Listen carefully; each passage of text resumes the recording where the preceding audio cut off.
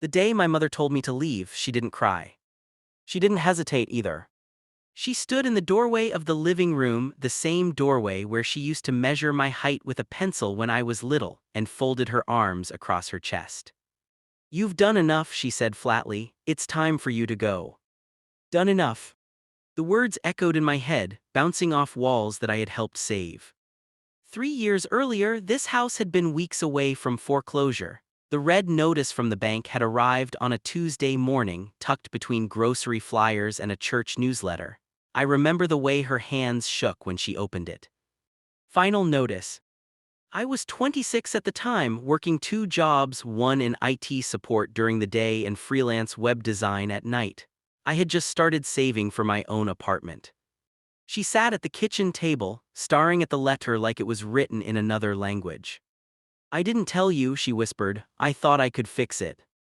My mom had never been good with money. After my dad passed, she tried to keep up the lifestyle we used to have: the dinners out, the shopping sprees, the generous gifts to relatives who never returned the favor. Pride is expensive, and she paid for it. When I asked how much she owed, she wouldn't look at me. 48,000. It might as well have been 1 million. But I looked around that kitchen, the chipped yellow tiles, the dent in the fridge door from when I threw a baseball inside and broke Mom's favorite vase. Every corner held a memory. So I made a decision. "I'll take care of it," I said. She protested at first. "No, it's not your responsibility." But relief flickered in her eyes. Within 6 months, I emptied my savings. I sold my car and took the bus to work. I picked up extra freelance projects until my eyes burned at 2 a.m. Eventually, I negotiated with the bank and paid the arrears in a lump sum. The foreclosure process stopped. 6 months after that, I refinanced the remaining balance in my name to secure a lower rate, something she couldn't qualify for a loan. I handled the paperwork. I made every payment. For 3 years. She told everyone at church how proud she was of her son. "My Daniel saved this house," she'd say, squeezing my shoulder. I didn't need praise, I just wanted stability. But stability has a strange way of revealing people. It started small. Comments about how I parked in the driveway instead of the street. Complaints about how often I worked late. Remarks about how a grown man shouldn't still live with his mother. I reminded her gently that I was paying the mortgage. She'd wave her hand dismissively, "And I'm grateful, but this is still my house." I never argued. Then she started dating. His name was Victor. Victor wore expensive cologne and cheap smiles. He called me buddy like we were teammates instead of strangers. He moved in slowly, first a toothbrush, then a drawer of clothes, then a full closet. One evening, I came home to find them sitting at the kitchen table, whispering. Mom cleared her throat. "Victor and I have been talking." That sentence never ends well. "He thinks, well, we think it might be healthier if you started your own life." I blinked. "My own life?" "You're almost 30, Victor chimed in. "It's time." I looked at my mom. "I pay this mortgage." Her jaw tightened. "You helped, and I appreciate that, but this is my home. I need space to build my future." Build her future. In the house I saved.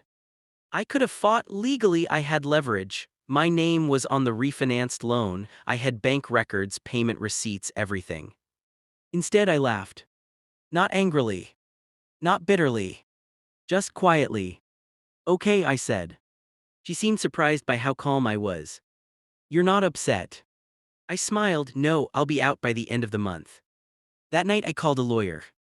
Not to sue her. To finalize what I had already prepared. You see, when I refinanced the mortgage 3 years earlier, I had insisted on something she barely noticed in her panic to save the house. Ownership restructuring. The property title had been updated. 50% in my name. 50% in hers. She never paid attention to documents. She trusted me completely. I never abused that trust. But I protected myself. Over the past year, as tensions grew, I quietly saved again, not just money. Options. 2 weeks before moving day, I filed a partition action request through my attorney, a legal right when co-owners can't agree on property use. It gave her two choices. Buy out my 50% share at market value. Agree to sell the house and split the proceeds. Victor didn't like that. He showed up at my bedroom door one night, face flushed. "You're trying to extort her." "No," I said calmly, "I'm asking for what's mine." He stormed off. Mom cried the next morning. "How could you do this to me?" I looked at her carefully. "How could I?" Silence filled the room like smoke. Moving day arrived on a clear Saturday morning.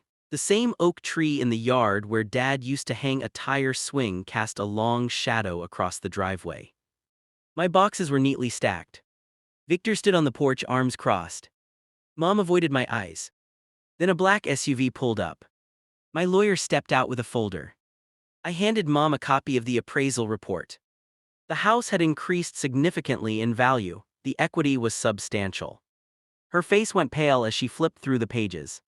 "If you can't buy me out," I said gently, "we'll list it next month." Victor started yelling. "She didn't. She just looked small." "I didn't think you'd do this," she whispered. "I didn't think you asked me to leave." We stood there for a long moment, two stubborn people who loved each other but never learned how to respect each other. "I'm not taking anything from you," I continued. "I'm taking what I invested." The truth is, I didn't need revenge. I needed closure.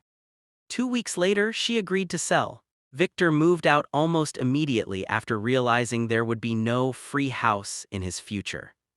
The property sold above asking price. After closing costs, we each walked away with enough to start over comfortably. On the day of the final signing, she looked at me differently. Less authority.